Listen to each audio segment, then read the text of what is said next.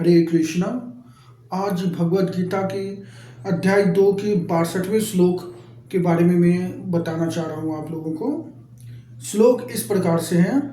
ध्यायतो विश्वान् पुंसका संगाते सुपजायते संगा संजायते कामा कामात् क्रोध अभिजायते। इस श्लोक से हम ये समझ सकते हैं कि कैसे इंद्र भोग का चिंतन हमें पतित बना देता है, अधपतन में डाल देता है।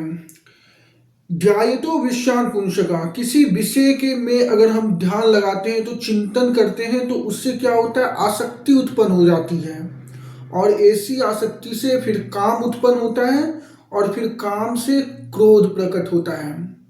अगर हम इसके भावार्थ में जाएं तो इसमें श्रील प्रभुपाद जी बहुत बढ़िया से समझाते हैं।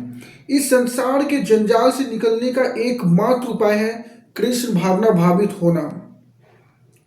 यहाँ पर हम एग्जाम्पल्स दिया गया है कि भगवत भक्त हरिदास ठाकुर को माया देवी के अवतार ने मोहित करने का प्रयास किया, किंतु विशुद्ध कृष्ण भक्ति के कारण वे इस कसौटी में खरे उतरे हैं। तो इस प्रकार से हम लोग भी अगर कृष्ण भावना भावित हो, चैंटिंग करें तो अपने इंद्रियों को दमन कर सकते हैं।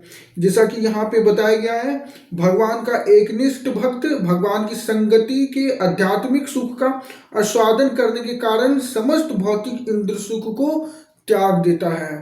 अतः जो कृष्ण भावना भावित नहीं है वह कृत्रिम दमन के द्वारा अपनी इंद्रियों को वश में करने में कितना ही शक्तिशाली क्यों ना हो, अंत में वह अवश्य असफल हो जाएगा।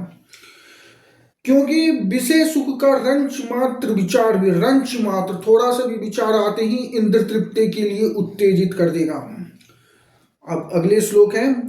क्रोधाद भवति सम्मोहा सम्मोहात् स्मृति विभ्रम अस्मृति भ्रशात बुद्धिनाशो बुद्धिनाशात् प्रणश्यति।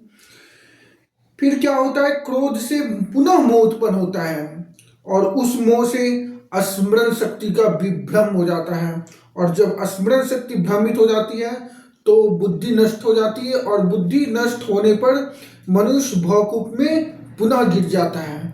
तो इस 2 श्लोक से हम समझ सकते हैं कि पूरा साइकिल है, इसीलिए हमें पहले ही यू टर्न लेना चाहिए। जैसे ही किसी विषय के बारे में चिंतन, नेगेटिव थॉट आए, तुरंत यू टर्न लेना चाहिए, तभी हम इंद्र तृप्ति को दमन कर सकते हैं और इसका एकमात्र उपाय है कृष्ण भावना भावित होना।